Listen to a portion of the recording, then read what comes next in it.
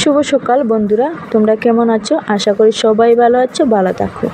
আর আজকের ব্লগটা আমি কি দিয়ে শুরু করছি, তোমরা আমার ভিডিওটা স্কিপ না করে পুরো ভিডিওটা দেখো, তারপরে কিন্তু বুঝতে পারবে। তো আজকে বানাবো কলা পিঠে। ঘরের মধ্যে অনেক কলা ছিল, কলাগুলো কিন্তু নষ্ট হয়ে যাচ্ছে, তাই ভাবলাম নষ্ট না করে তা একটা জিনিস বানিয়ে নেব, তারপরে কিন্তু খেলে কিন্তু জিনিসটা ফেলতে লাগবে না।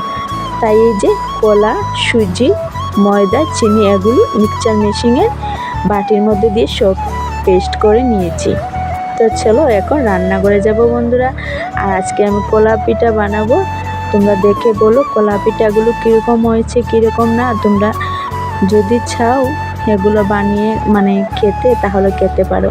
তো চলো বন্ধুরা, এখন কিন্তু আমি যাব রান্নাঘরে। এই যে রান্নাঘরে চলে এসেছি, এসে কিন্তু কড়াইটা বসিয়ে তেলটা দিয়ে দিলাম। আর তারপরে কিন্তু তেলটা গরম হওয়ার পরে এই যে রেডি করে রেখেছিলাম, তো এখন দিয়ে দিলাম। তো জানি না পিঠেটা কীরকম হবে কীরকম না। তো আজকের পিঠে গেলে কিন্তু এতটা সুন্দর হবে মনে হচ্ছে না। তো অন্য দিন যখন বানাই এগুলো কিন্তু পুরো ফুলে উঠে, আর দেখতেই কিন্তু অনেকটাই ভালো লাগে। তো এদিকে চাও বসিয়ে দিলাম, চাটা বানিয়ে পিঠে দিয়ে চাটা খেয়ে নিলাম সকালে। খেয়ে এই যে এখানে রাত্রের বাসন, অনেকগুলা বাসন ভরেছে। আর রাত্রে থেকে কিন্তু অনেকটা বৃষ্টি দিচ্ছে, তাই সকালে বাসনগুলো ধুতে পারলাম না, সকালেও বৃষ্টি পড়ছিল। আর এখন এসে বাসনগুলো ধুতে লেগে গিয়েছিলাম, তখন কিন্তু বৃষ্টিটা ছিল না। আর গামছা মাথায় দিয়ে কিন্তু বাসনটি ধুতে বসেছি। এই বাসনগুলো ধুয়ে কিন্তু বারান্দায় নিয়ে উল্টে দিয়েছি। আর ভিজে বাসনগুলো বন্ধুরা জানো আমি কিন্তু রেগের মধ্যে রাখি না, আমার একদমই ভালো লাগে না। জানি না তোমরা কে কীরকম রাখো। আর এইদিকে কতগুলো আরও ছোটো মাছ এনে রেখে দিয়েছে, এগুলোকেও কাটতে হবে। আর এই যে প্লাস্টিকটা দিয়েছিলাম এখানে বৃষ্টির জল পড়ে বলে, তো এটা সরিয়ে রান্নাঘরের দরজাটা কিন্তু সামনাটা কিন্তু একটু মুছে দিয়েছি। দেখতে এতটা বাজে লাগে, তো মুছার পরে কিন্তু একটু ভালো লাগে, তাই রোজ রোজ একটু দরজার সামনাটা মুছে দিই। তো এদিকে এগুলো করে উঠান বাড়ি ঝাড় দিয়ে সূর্যা চান করে চলে এসেছি ঠাকুর ঘরে।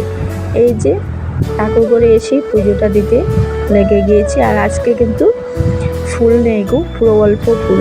তো অল্প ফুল দিয়ে আজকে আমাকে পুজোটা দিতে হবে। আর এখানে প্রদীপটা জ্বালিয়ে নিলাম, আর একটা ধূপকাঠি জ্বালিয়ে নিলাম।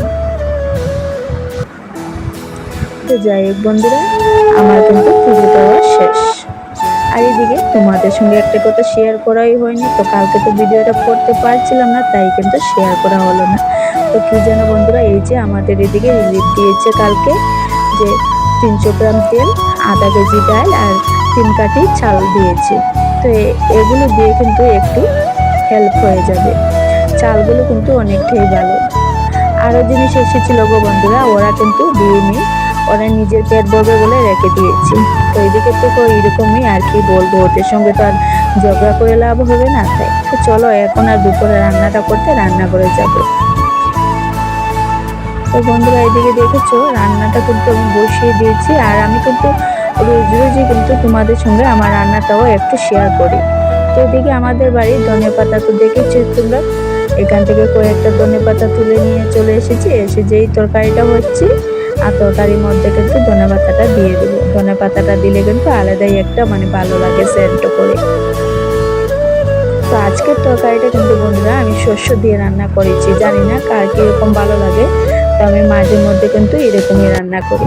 তো আমার তরকারিটা কীরকম হয়েছে তোমরা নিশ্চয়ই কমেন্ট করে বলো। আর এই যে মসুর ডালে ভর্তা আর একটু আলু ভাজা বানিয়ে নিয়েছি, আমার ছেলে কিন্তু আবার ছোটো মাছ খায় না, তো এর জন্য। এদিকে দুপুরে খেয়ে দিয়ে একটু শুয়ে পড়েছিলাম, উঠে বিকালের কাজ যা যা ছিল ওগুলা করে একটা আনারস নিয়ে বসেছি কাটার জন্য। এই যে অর্ধেকটা কেটেছি, তারপরে কিন্তু ওরা মরিচ মেখে নিয়েছে, আর আমি অর্ধেকটা আরও কাটছি। তো আনারসগুলো কিন্তু কালকে এনেছিল, তো কালকে আর কাটা হয়নি, তাই আজকেই কেটে দিলাম। আর দেখো মরিচ দিয়ে পুরো লাল করে। তো যাই হোক বন্ধুরা, আজকের ব্লগটা এ পর্যন্ত।